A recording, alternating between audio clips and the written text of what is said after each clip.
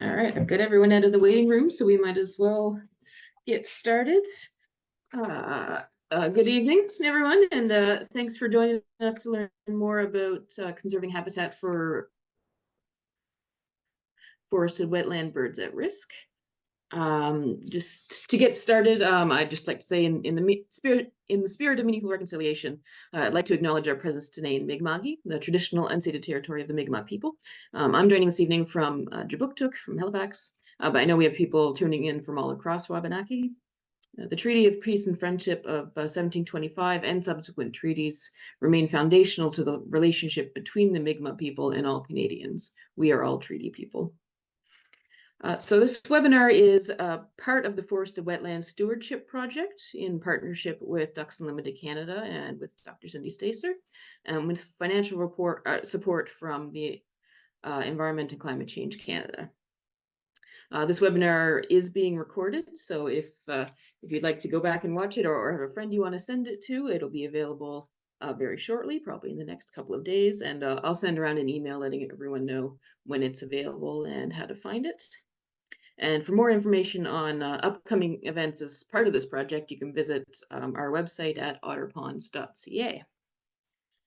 So I see a lot of familiar names in the room there, but for those unfamiliar with Otter Ponds Demonstration Forest, it is operated as a division of the Nova Scotia Woodlot Owners and Operators since 2010, in partnership with 3 other non-governmental organizations, which are the Eastern Shore Forest Watch, the Ecology Action Center, and the Moose Land and Area Community Association, as well as a forestry company, Northern Pulp, which held the original Crown license on that piece of land, and the Nova Scotia Department of Natural Resources and Renewables.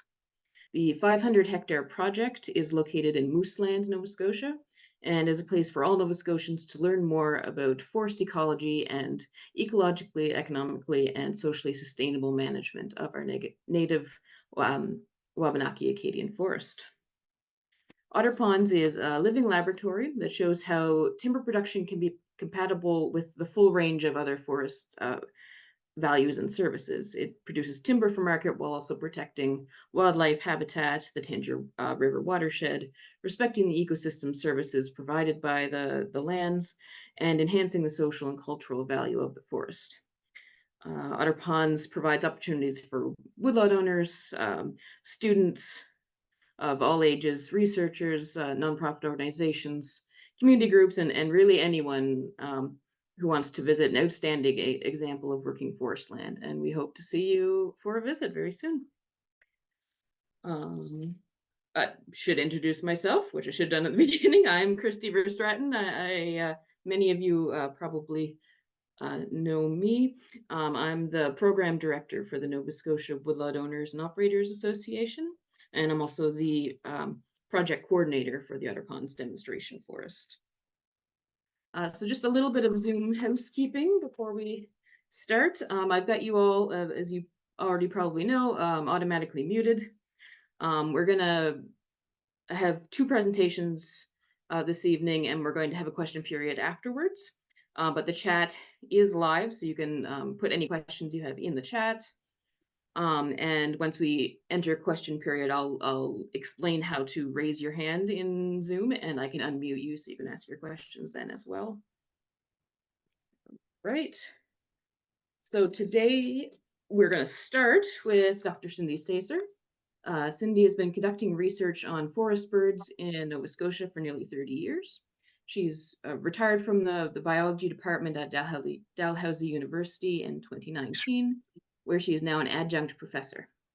Work by Cindy and her students over the years has laid the foundation for the current forest bird monitoring program at Kejimkujik National Park.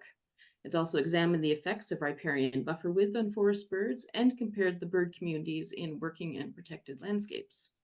More recently, her team has been focusing on species at risk forest birds, conducting field surveys to find birds and quantify key features of their breeding habitat, modeling their habitat, and testing beneficial management practices in collaboration with the forest industry. And Cindy will be presenting on the birds and their habitat for this evening. Good evening, everyone. Good evening. I'm going to try to share my screen now.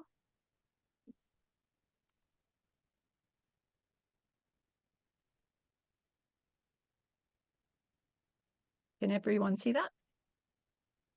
Okay, great. So Izzy Clark and I have been collaborating on a project to try to conserve forested wetland habitat for sour birds on private lands. I'm going to give a presentation about the 4 species that we're looking for. I'll focus on how to identify them, how to identify their habitat, and I'll talk a little bit about the beneficial management practices that have been recently developed and we're trying to implement. And and then Izzy will be talking about more about the actual on the ground project. So these are the 4 species: the Canada warbler, the olive-sided flycatcher, the rusty blackbird, and the common nighthawk. If we look at their geographic ranges, these maps show their breeding range in orange, the area over which they migrate in yellow, their non-breeding range where they spend the winter in blue, and there's virtually no place where they spend the year, very little area where they would spend their time all year round. So you'll notice that the bird at the top, the rusty blackbird, is called a temperate migrant. That means it only migrates within the temperate zone. So it goes down into the south central US for the winter. But the other 3 species are neotropical migrants, which means they fly all the way to the neotropic. These guys are going to South America for the winter. So you can see on the left, the Canada warbler breeds across primarily the more eastern part of the boreal and Acadian forest, olive-sided flycatcher across the boreal forest and coniferous mountain forests in North America, and the common nighthawk is pretty widespread across North America. So it's important to note that these 3 species are going to have to fly over 12,000 kilometers to get to South America to spend the winter and to return back here before they ever get a chance to breed. So that's quite a feat, and that's maybe in part one of the reasons why they're at risk, because they have such a long and treacherous migratory route. So they're potentially impacted by various threats all along the way, from the breeding ground through migration to the wintering ground. So if we look at their conservation status, the 4 species are, according to the Committee for the Status of Wildlife in Canada, they are all special concern.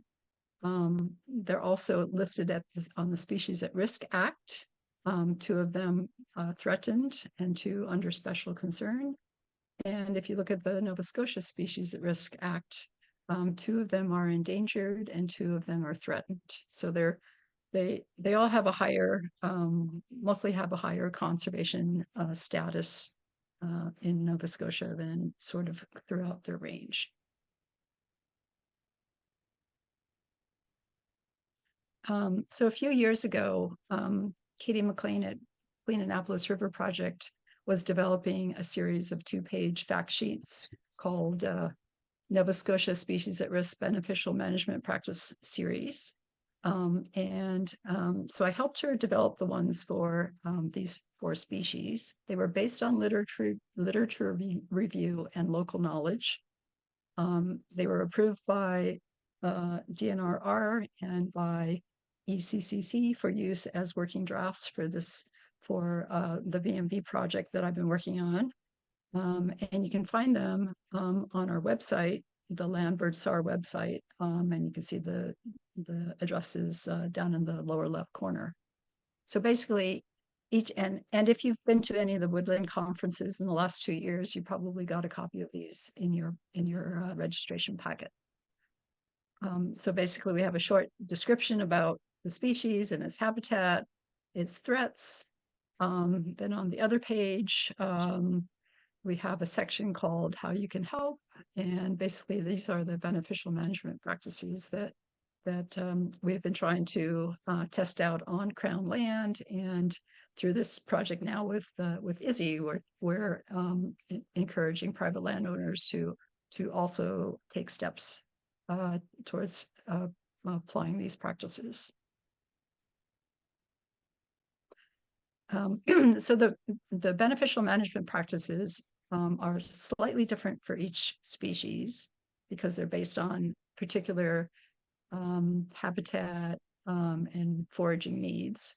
But in general, and especially for these 4 species that are tied to wet forest and wetlands, these general BMPs would benefit all 4 species.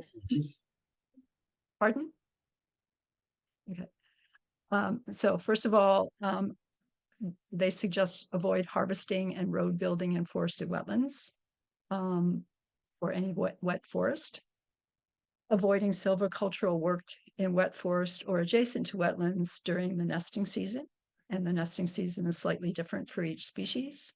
But generally, for most of the species, they run from early June to mid-August. Leaving a buffer along streams and around wetlands. Limiting beaver trapping when it's safe to do so. Retaining scattered tall, live and dead trees for use as perches. And each of the species might need a slightly different configuration of trees or types of trees. Retaining large coarse woody material and avoiding or at least limiting the use of pesticides, which would include both herbicides and insecticides, because the birds are all insectivorous, but the insects require a lot of herbaceous vegetation in order to survive. The olive-sided flycatcher habitat is black spruce swamps and bogs, older spruce forests around wetlands and slow-moving streams, harvest edges of older red spruce stands, burns if you've got residual tall snags and dead trees. Features of good habitat include relatively open canopy, multi-age forest with trees of many sizes, tall snags and residual live trees that are over 8 meters, so higher than sort of your average tree. Low flowering ericaceous shrubs, which support a lot of insects like bees, which is their favorite food. And their habitat is often either adjacent to wetlands or includes wetlands. This is how we identify the olive-sided flycatcher. Males have a white throat. Well, actually, males and females look alike, but they both have a white throat, a prominent dark vest. The dark vest is something that's quite easy to see if the bird is facing you. If you can see the bird from the side, you'll notice it has no wing bars. Wing bars are the are little light-colored edges of the secondary and tertiary feathers that would be here. They have a relatively short tail for their size, and they tend to have a squared head and no eye ring. So an eye ring and wing bars are pretty common features in other flycatchers. So if you see a bird without those, then it's possible that it's an olive-sided flycatcher. The males have a song that sounds like "Hip 3 beers," which I will try to play for you. And both males and females give pip calls, which sound like this. usually in series of 3, sometimes 4. The song. And here's a bird that I filmed a couple of days ago at Otter Ponds. It's a female giving pip calls. It's just a very short clip.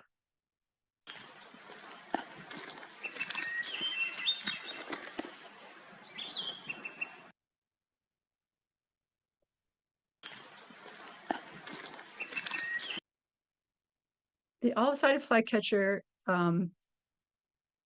needs a certain habitat structure in order for it to forage. So it's a sallying aerial insectivore, which means that it sits on a perch, looks for flying insects, then flies out to catch them, and then flies back to the same or a different perch to eat it. So you often see them sitting on the top of a snag or a dead branch, and they need a large territory to support this diet. They're highly territorial, so they don't tolerate a male would not tolerate another male within its territory. Their territories are quite large, 10 to 20 hectares. They use that song, the quick 3 beers, to defend their territory. And it can be heard over quite a long distance, up to 300 meters if it's going across an open bog. They sing and forage from the tops of conifers and snags, and they have high site fidelity. And in fact, all 4 species have high site fidelity. They return to the same site year after year. These are pictures of 6 different sites where we have found all-sided flycatchers. The upper left is the Otter Ponds red spruce stand before it blew down in Hurricane Fiona. The middle is a barren bogs complex in southwest Nova Scotia. Top right is a site in Cape Breton. You can see, notice that you've got these often very tall, scrawny looking trees, but that's exactly where the bird likes to sit. Down below that is a site in central Nova Scotia, where you can see that about half of the older spruce are dead, and the bird would be sitting on top of these perches to eat and sing. This in the lower middle is a site in southwest Nova Scotia with that has residual clumps of white pine after partial harvest.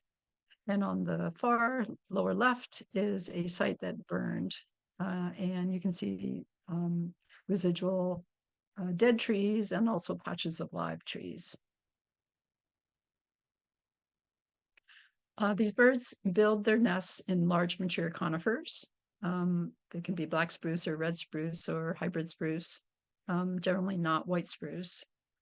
Their nest is placed well away from the trunk, and the little yellow circles in these photographs show locations of nests.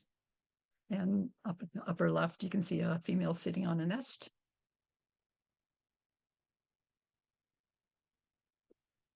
In terms of the landscape context where you would find an olive-sided flycatcher, it can be quite varied. So I've got 3 different examples here, and I'll just take a minute to explain what you're looking at. So these are 3 different sites.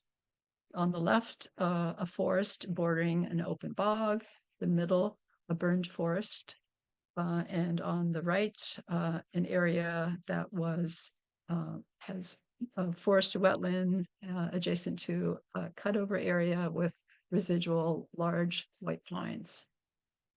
And these are drone images, so looking down on the site.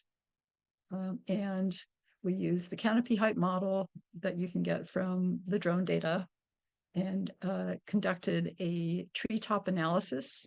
So the treetops were identified, and the size of the circle, so each little circle is an identified treetop, and the size of the circle is proportional to the tree height.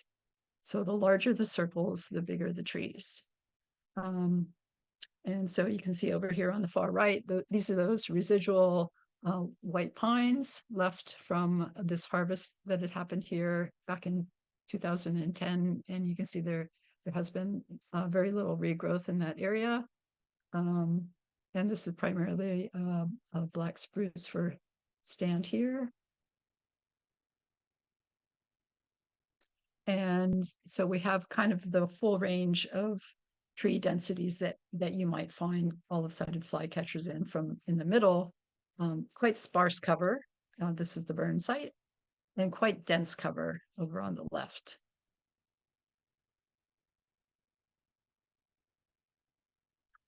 The Canada warbler is a small bird. Olive-sided flycatcher would be considered sort of a medium small bird. So this is quite a small bird. Males and females look different. The male has the most distinguishing feature of the male is this black necklace that is connected to this black mark that comes down from the bill area. And that was a male singing. They have a little bit of yellow here. If you get a close enough look, they have a yellow throat and a yellow belly. They're white under the tail, which is not that unusual for warblers. And they have bluish gray upper parts. The female looks like the male, except just much duller. So the necklace is still there. It's just very faint. And instead of a nice blue-gray, sort of a dull, almost greenish gray. Females don't sing. So if you hear the song, I'll play it again, you know that you're listening to a male. It's a very fast song and very clear notes. And they often will, one song will often be different than the next song. In Nova Scotia, Canada warbler inhabits forested swamps. Forested wetlands, basically swamps. These can be mixed, deciduous, or coniferous. The most common trees are red maple, black spruce. If you have a cedar swamp, that's usually good habitat for Canada warbler. And then tall shrub swamps. Specific features that they need are many and complex. They need semi-open tree canopy. They need that because they need emergent trees. That's trees sticking up above the other vegetation so they can go up and sing from and look around. They need, and this semi-open tree canopy allows for a tall shrub layer to develop. And so this dense layer of tall shrubs that will be at least 2 meters high, up to 5 meters high, is really critical. They also need dense vegetation under 2 meters. We often see cinnamon fern being a large component of this, and various low ericaceous shrubs. They need a complex, messy forest floor. So typically there will be trees that have fallen over, and tree butts that have been tipped over. So it's a very, very complex floor. And there's also typically sphagnum moss on quite a bit of the ground, indicating it's quite wet. The water table is close to the surface, usually 10 to 25 centimeters from the surface. This picture here shows a Canada warbler site. There's a person in here, right in the center here, putting in an autonomous recording unit. They're only like a meter away from the trail, and you can barely see them. So it's quite dense. This picture shows a Canada warbler habitat that I found just a couple of days ago at Otter Ponds. So we have these emergent trees sticking up above the tall shrub layer, and in this case, these tall shrubs were a combination of young, it looks like young fir and false holly. And if you look up from that spot, you can see that the canopy is quite broken, and the trees that are sticking up are pretty scrawny. The tall shrubs that you typically find in Canada warbler habitat include false holly, winterberry, alders, and wild raisin. But mixed in with those, you typically also have young trees of a variety of species like red maple, balsam fir, black spruce, mountain ash, black ash, white birch, and eastern larch. Canada warblers nest right on the ground, often on a hummock. This picture up in the upper right is not a nest site, but it's what a nest site might look like, because a nest site would be so covered with vegetation you probably couldn't see it, that sort of the topography very well. So this is a picture trying to show you how messy the ground is in a typical Canada warbler habitat. So here's a female on a nest right on the ground, and a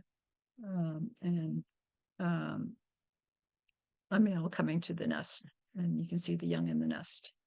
So the nests are very well concealed, and very, very hard to find.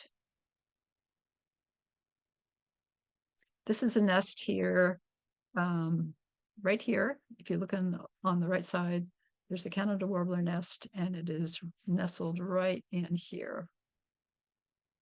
So basically on a hump in a swamp. So if you're walking in a swamp and you tend to, try not to step in the water, so you're walking on the hummocks, be careful because you could be stepping on a nest.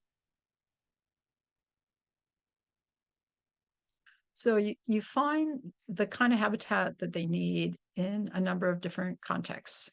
One is depressional swamps that you might find within an upland forest landscape. So it would be an area where the water table, otherwise you're an upland forest, but the water table, it's a depression and the water table is very close to the surface. So you may have, in a situation like that, you're going to have wet ground, either wet ground with sphagnum moss, and it might even be, where if you do have a lot of fallen trees, and the roots have pulled up, you can see water where the roots have moved up, and so it can be it just sort of soggy sphagnum, or you could actually have little patches of little pools of water here and there. Another situation, a landscape context, is a transitional swamp, where you find a swamp between upland forest and an open wetland, especially like an open bog. In this picture here, we're looking at a swamp that is adjacent to a slow-moving stream. So you could find them along streams and along lakes, where the ground is really quite shallow to the water. And you can also find Canada warbler swamps on slopes where the water table is near the surface. That's not quite as common, but I have found a number of situations like that. In this slide, we're looking at Canada warbler area in Otter Ponds Demonstration Forest. So we're looking at, if you've been there, this is where the picnic tables are. And although the little yellow diamonds are places where we found Canada warblers. And so we have upland forest and then open bog, and we have this relatively narrow band of swamp in between. And this over on the right is a picture of that right there, what it looks like, or at least did before Fiona.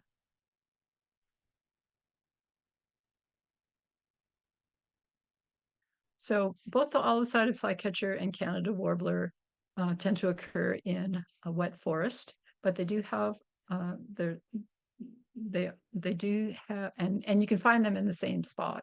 In which case, usually a Canada warbler territory will be a subset, a small subset of the olive-sided flycatcher territory, because the Canada warbler territory is only about 1 hectare in size, whereas an olive-sided flycatcher territory is 10 to 20 hectares in size.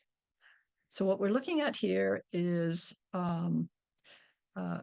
comparison of how commonly we found these two species in different vegetation types. So IH stands for intolerant hardwood, MW for mixed wood, SH for spruce hemlock, SP for spruce pine, TH for tolerant hardwood, just a tiny bit here. Wet coniferous is the large green patches, and wet deciduous is the blue. So you can see in comparison that olive-sided flycatchers tend to inhabit spruce-dominated vegetation types, whereas Canada warblers tend to inhabit wet vegetation types. And I mentioned sphagnum moss before, so it's usually very abundant in Canada warbler sites, and may be scattered in olive-sided flycatcher sites because their territory is so large that it tends to include a number of different kinds of stand types and habitat types. The rusty blackbird is an all-black bird. The males and females do look different. They're the same size, but the male is dark and glossy, whereas the female is more of a charcoal gray. They both have a pale eye and a thin bill and a relatively plump body and a medium length tail. Mostly the males sing, but sometimes the females do as well. It's kind of unusual. And the male songs are of two kinds, and they will often alternate them. One is a lower pitch and one is a higher pitch, and I'll try to play those for you. They may not be extremely loud there. Could you tell the difference? So those are two songs from the same bird. So there's another species that looks somewhat like a rusty blackbird, and it's much more common. So what I wanted to do was to just show you. Oh, sorry. Before I do, I forgot. So this is a short video clip showing a female rusty blackbird foraging in this wetland, and then a male singing from a perch.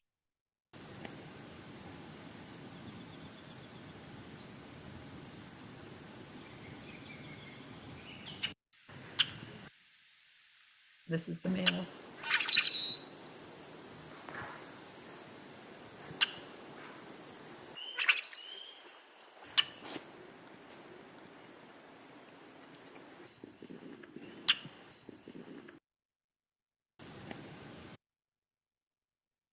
So there's another bird that is much more common called the common grackle. It's bigger. It has a much heavier bill.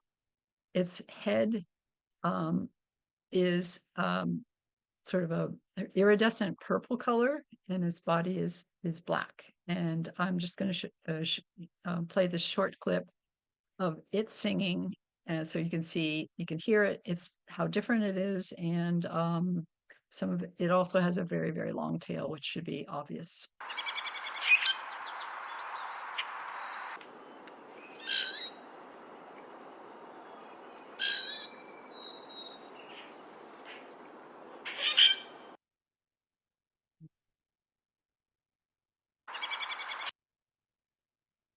So in Nova Scotia, the rusty blackbird inhabits forests in low slope landscapes where you have multiple wetlands and streams that are interconnected. Frequently, these include beaver-created wetlands. They may use stream and lake edges, bogs, fens, and basically wetlands that are typically lined with spruce. So if it was a wetland lined with pine or deciduous trees, it probably wouldn't be rusty blackbird habitat. So they really need to have buffers along streams and around wetlands. They have very high site fidelity and a large home range, about 30 to 60 hectares in size, which is really, really big. Over on the right side are pictures from 3 rusty blackbird territories. Upper right is a nest location around a small pond. Middle is in a very large open fen, and in the bottom is a beaver wetland.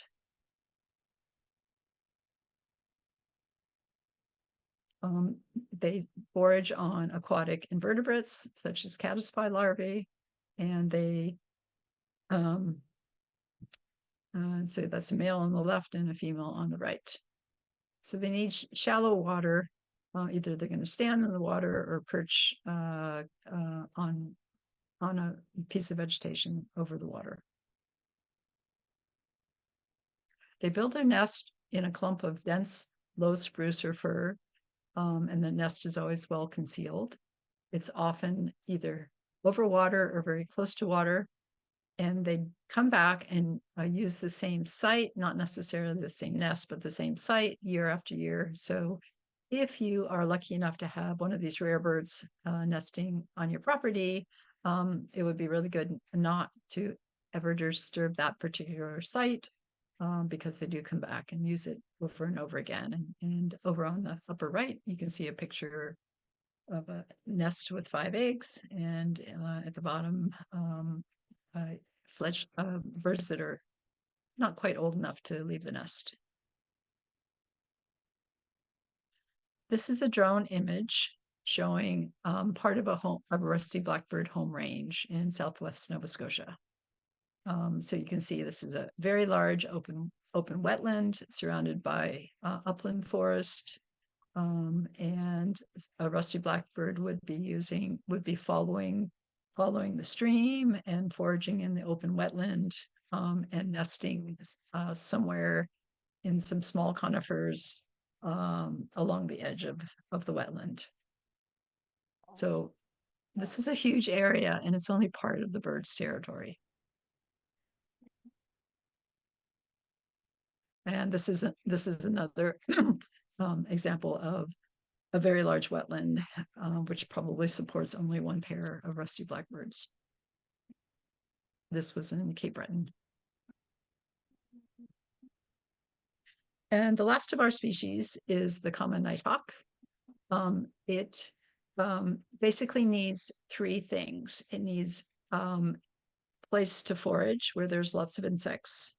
It needs a place to roost in the daytime, and it needs open habitat to nest in. So at dawn and dusk, you will find them foraging over areas with abundant flying insects like wetlands, lakes, and rivers. They will be in the daytime. They're going to be roosting either on the branch of a large tree that is not in the middle of a stand, but sort of on the edge, or perhaps an isolated tree, or on a downed log. So large logs are a feature that one wants to retain for these species.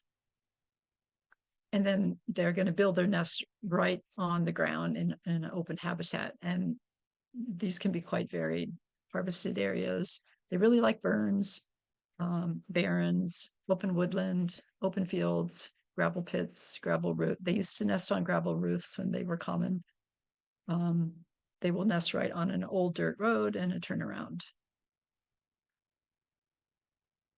So here's a picture of a nest. So 2 eggs laid right in the gravel. They lay them and incubate them right on the ground. They need sparse tree or shrub cover to provide shade for the nest and young and the incubating female. And in the daytime, they need somewhere to roost. And so shade for during the roosting part is the roosting period is important. If they're roosting on a branch of a tree, it's typically the north facing side of the tree. That would be the coolest side of the tree.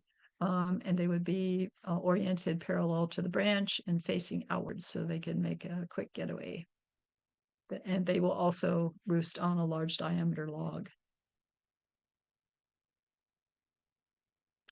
So these birds have quite large home ranges. We're not sure how big they are in Nova Scotia, probably 1 to 2 kilometers across.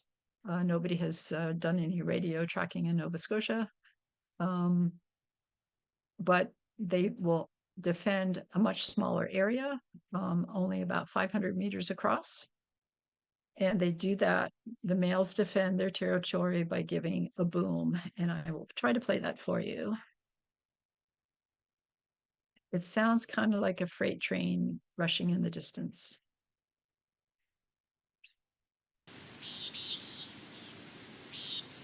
Sorry, that's this one.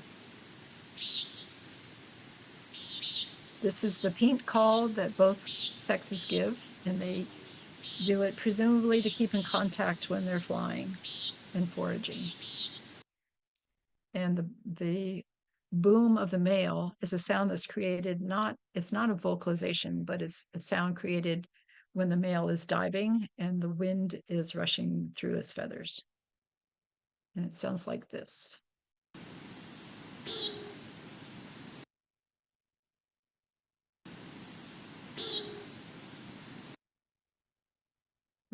So that's my brief introduction to these species.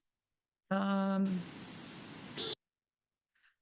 just like to thank the number of people who have helped me in the field and with data analysis, our funding, and our various partners.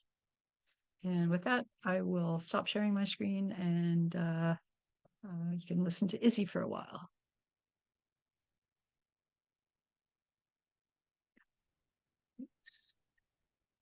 Okay, thank you, Cindy.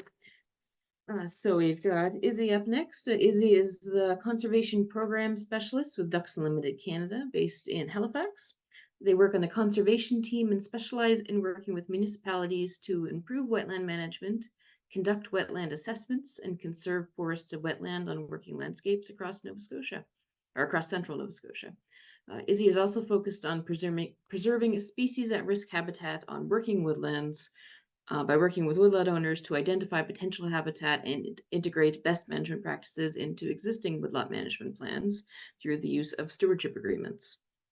Izzy has a strong background in wetland management and climate change mitigation and adaptation. And Izzy's interest in forested wetlands dates back to their childhood, with fond memories of assisting their grandfather in maintaining his Quebec sugar maple stand.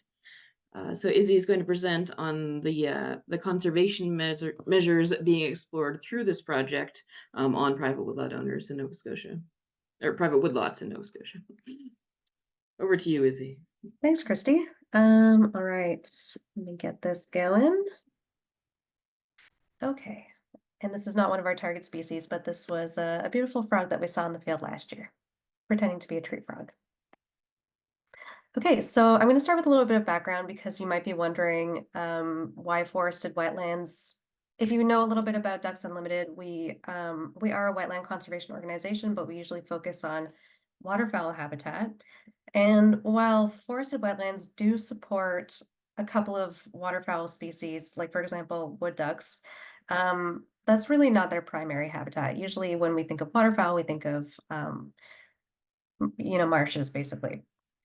However, it has become a big priority for us because it's one of the more at-risk types of wetlands, especially in Nova Scotia.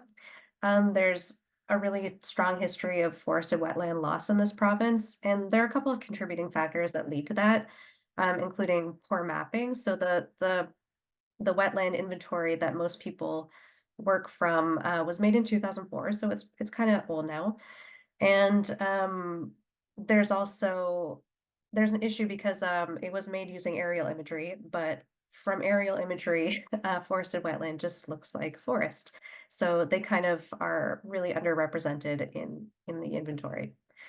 There's also not a great understanding of the ecosystem type itself, whereas most bogs that you see look pretty homogeneous. You'll find kind of the same groups of species and the same kind of characteristics.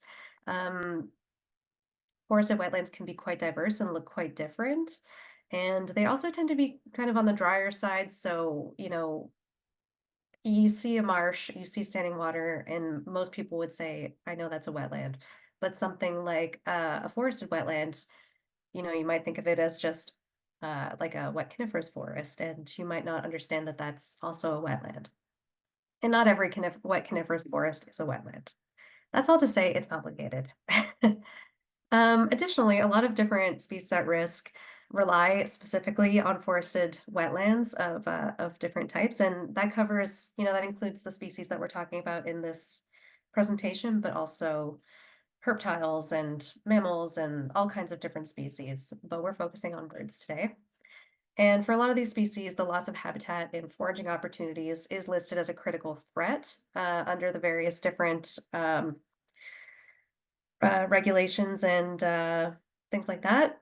And conserving their habitat is listed as one of the most important recovery strategies for these species. As I mentioned, there are some waterfowl that rely on forested wetlands and a lot of cavity nesters that rely on forested wetlands, primarily because there are a lot of snags, so a lot of opportunities for good cavities. And the reason that we're focusing on private woodlots as part of this project is because there are certain protections for forested wetlands in particular that apply on crown lands during forestry activities that don't necessarily always apply to private land. So we're kind of trying to bridge that gap and give people the tools to recognize forested wetlands on their property and steward them better.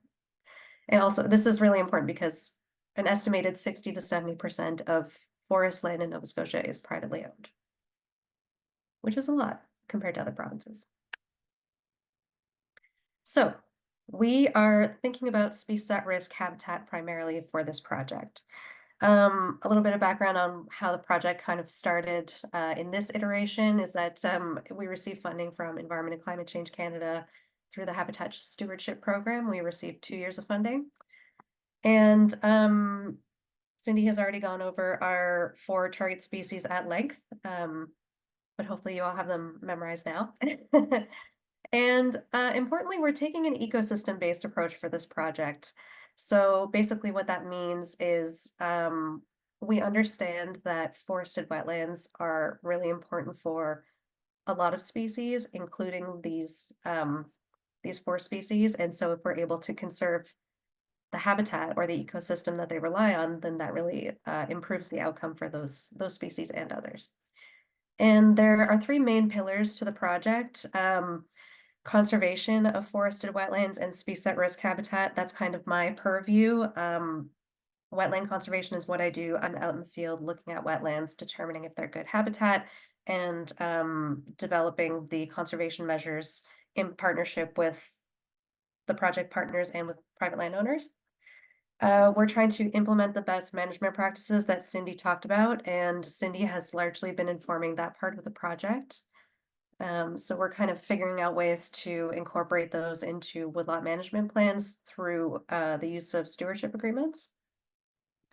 And the third pillar is the forested wetland education and outreach. So this happens both on private woodlots, but also largely through the Otter Ponds Demonstration Forest. So that's kind of Christie's area as part of this project, inviting people out to the Otter Ponds Demonstration Forest to show them what the habitat looks like, teach them about the species that they might be finding in those habitats, and boosting and promoting the use of ecological forestry best management practices to preserve them. And yeah, as I mentioned, we have funding for this until March 31st of next year. And then we'll see where it goes. This project wouldn't be possible without a bunch of key partners. So we work a lot with a couple of different forestry groups and associations. So there's, of course, the Nova Scotia Woodlot Owner Operators Association and the Family Forest Network. There's also North Nova and Green Values Management. We're working also directly with private landowners who own woodlots that have wetlands. And we get a lot of support from various different groups within federal and provincial government, both through funding and like operational support, not operational support. I guess they just support through like advising and yeah, stuff like that. But anyways, we mostly work with Environment and Climate Change Canada, the Nova Scotia Department of Environment and Climate Change, and the Nova Scotia Department of Natural Resources and Renewables. Sorry, that last bullet is from a different presentation. It's not really relevant to this. Sorry about that. I should have proofread this one more time. Okay, so project goals. I know I've gone into this a little bit, but I want to dive in a little bit more. So we're interested in the implementation of the best management practices with 3 landowners per year. So that's the sort of straightforward conservation of the wetland itself, and then expanding the protections to include a buffer around the wetlands with sort of different allowable activities depending on what species we think might be present in that habitat. And even if, you know, if a landowner reaches out and they're really interested in wetlands and, you know, habitat conservation of any kind, even if we go to their property and we find wetlands, but we don't find wetlands that are suitable for our 4 target species, we still will talk about a conservation agreement of the wetland itself, because forested wetlands are really important for our target species, but all wetlands are really important for biodiversity. But that's kind of separate from the project.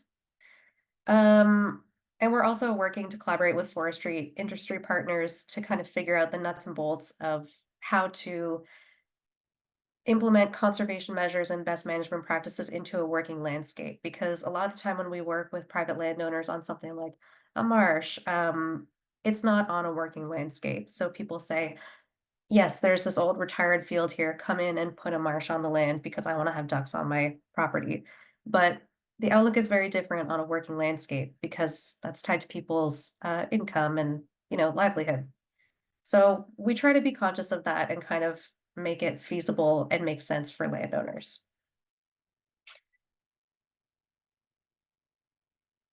So if you are sitting in this presentation and you're thinking, hey, I have a woodlot and I'm really interested in having someone come out and tell me if there's any of these, if there's any habitat for these 4 target species, all you have to do is get in touch with me.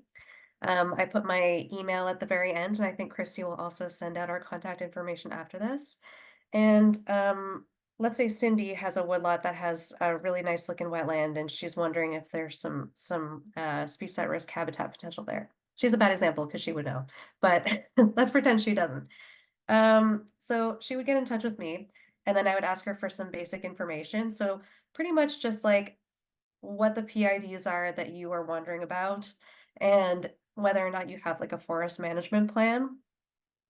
Or like some landowners will already have like a biodiversity assessment done or something like that. That's all good information to have. From there, I do a desktop assessment on that or those PIDs to see you know, mapped wetlands, depth to water table, forest and species composition, soils, stuff like that.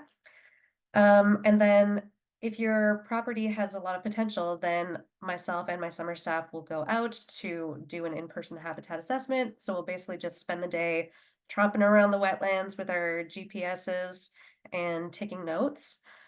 And after that, we go back and we combine our desktop assessment information with our field assessment information, and we are able to get a pretty good idea of which species might be supported by the habitats you have on your property. And then based on that, we would draft a voluntary 10-year stewardship agreement, which would include a section with the BMPs that we recommend based on the species that we think are in the habitats on your property. And then there's usually some back and forth between us and the landowners. to basically refine the agreement to something that works for the landowner.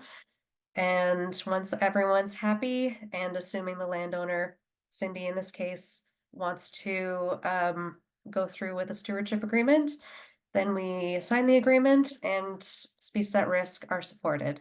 And I will also just say the type of agreement that we are doing for this project is different than something that you might have heard of, like a conservation easement, because it's a voluntary agreement. There's no monitoring involved. We are really trying to just connect with landowners who are interested in doing this work and who we can provide resources to, and like delineate their wetland and tell them what the extent of those important habitats might be. So, you know, we're not going to be back.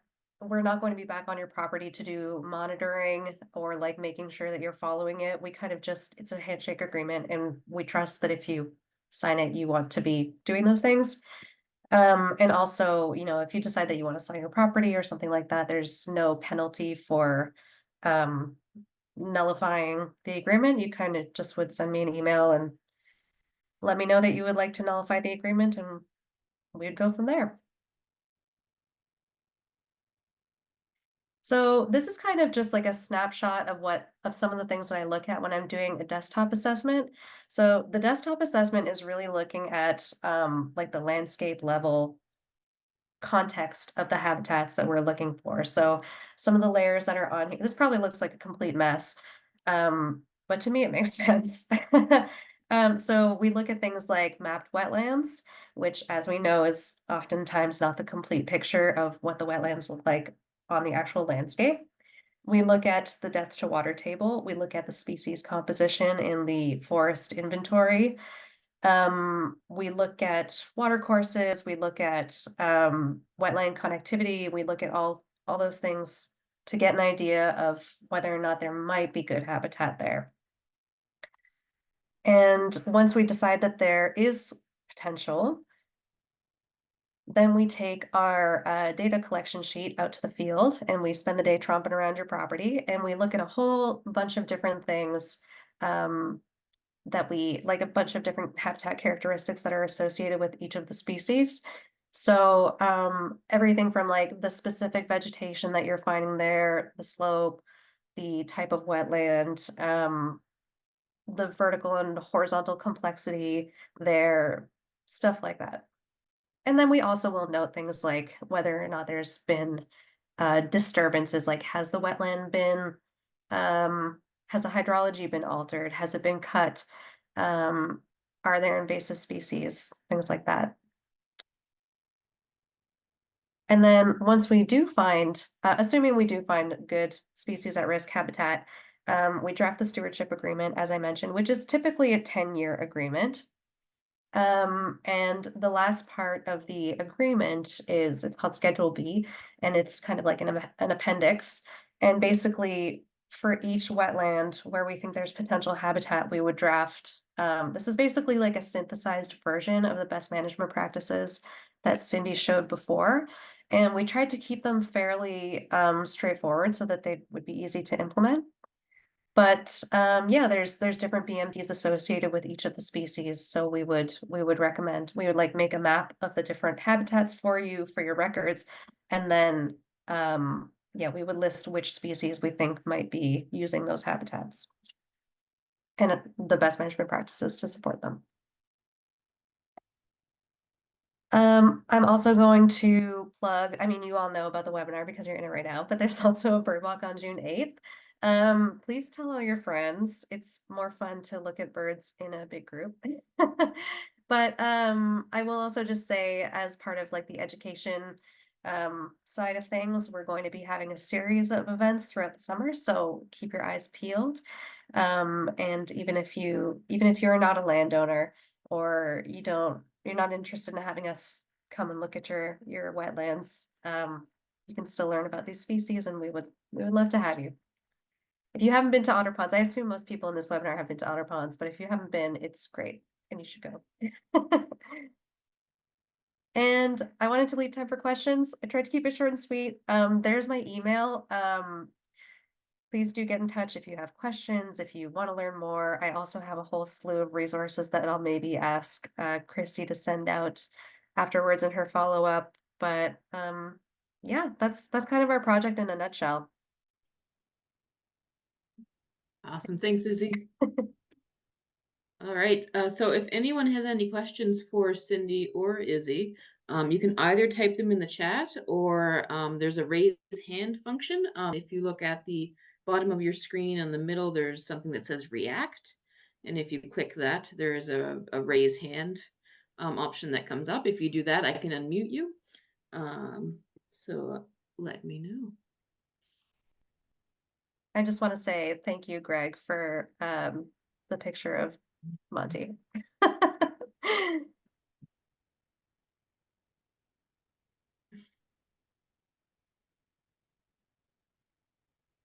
Not seeing any hands, but also it's a small group. So one moment, I'll just make it possible for everyone to unmute themselves if they want. And you should be able to. So yeah, if anyone has any questions, you should be able to unmute yourselves now. I have a question. I don't know if it's related to this particular topic, but there was a talk, I think it was last year, about setting up trusts for woodlots. Is that still going? Yep, that I assume you're talking about the Nova Scotia Working Woodland Trust. Yes, but Yes. also, right, it was like for people who have woodlots who want to protect them and leave like a inheritance for somebody, for the community and possibly for families. And I remember somebody was heading it up, I think Henniker, maybe? Yeah, it was Jenica was Jenica. heading it up. She's not there anymore, but the main person there it would be Mary Jane Roger. But you can Okay. also you can just Google Nova Scotia Working Woodlands Trust, and they've got a website with Yeah. all of their information and contact info. I think All right. Mari Lamarck is the new Jenica. Yeah. Maureen Lamart, Mari, M-A-R-I. M-A-R-I. Okay. MHARI. MHARI. Yeah. Yeah, here I'm putting it in the chat. Okay, great. Hmm. Good to know. And- Thank you. So it's not about protecting the woodlot per se, it's about conserving it as a working woodlot. Right. Okay. We'd like to pursue that. We've been trying to engage with your agency for about 4 years now, and I don't know how far we've gotten, but we got to the stage of talking a lot about it, but we haven't done anything formal yet. But we'd like to. We have about 100 acres in Bear River that we'd like to see, as a working woodlot for the community with some reserve left over for family. And it's pretty much an original Acadian forest that hasn't been touched in a long time. That's great. I have a question. Wonder if you can hear me. Yep. It's Marianne Manouge in Lake Annis, Yarmouth County.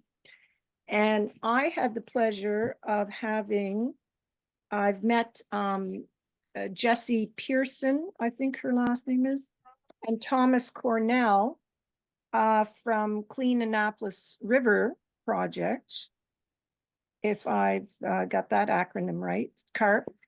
And they were doing a project called Living Labs. They're implementing the Living Labs project, which is a federal initiative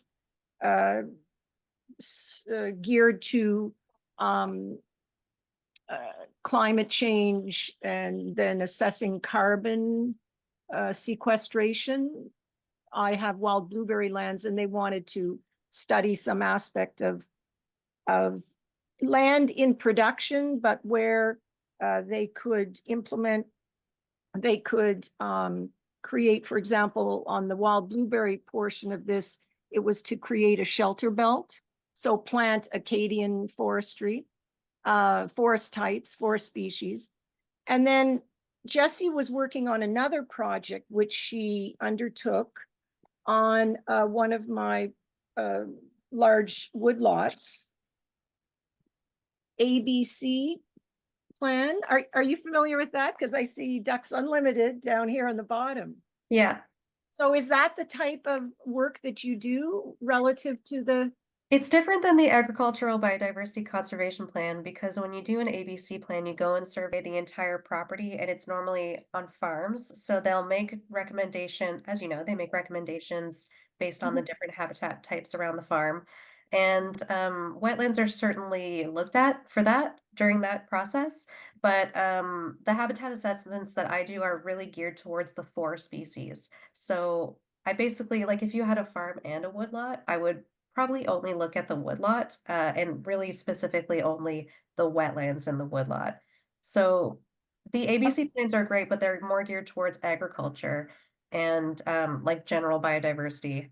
But I'm glad that you got one done. They're great. It's a great Yeah, program. but what I wanted to show you was the map. And okay, so she did a farm habitat map. I mean, she refers to it as farm. It's only a very small portion of this that is wild blueberry. Mhm. But there is a significant wetland area Okay. on the map. I'm up at the top. Well, my lot is, oh, I have several lots, Okay. but this she was very interested in. Okay. And so, yeah, I'd really like to, in fact, there's a large wetland on this property here, which is my aunt's land. And I'd very much like to recommend, because you see it's a significant size. I Yeah. mean, I don't know if you can see scale or anything here, but that's the piece that she marked off. This is what she was looking at here. Mhm. Is I guess about 200 acres. Okay. And so I'd really, that she was very excited once she hit the wetland. She was at the top, at the north end of this.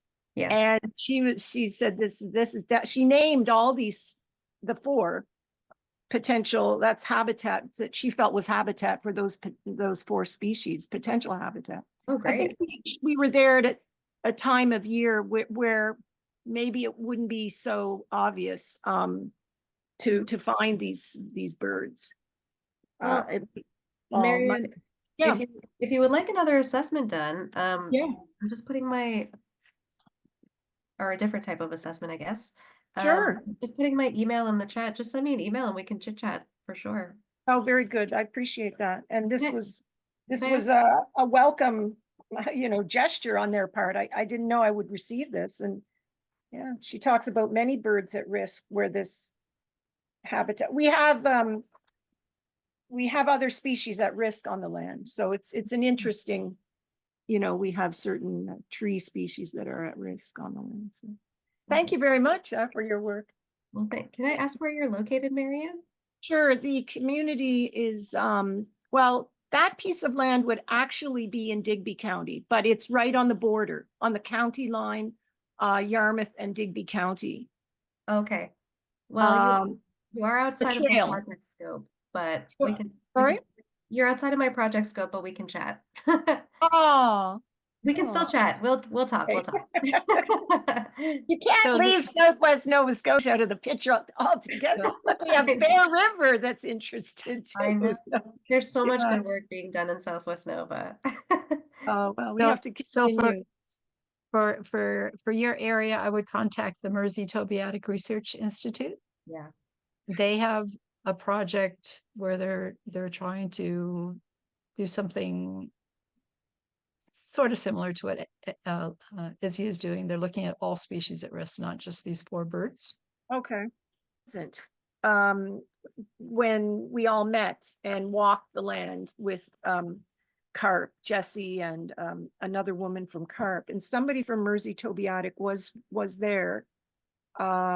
He didn't walk with us, but he was interested, and I don't know what brought him there, but I think he wanted to know what this ABC plan was all about. But thank you for mentioning that. Yeah. Yeah. The person to contact at MTRI is Laura Carter, LARACARTER. Okay.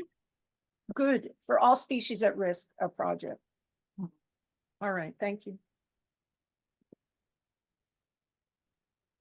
Do we have any more questions for Cindy or Izzy?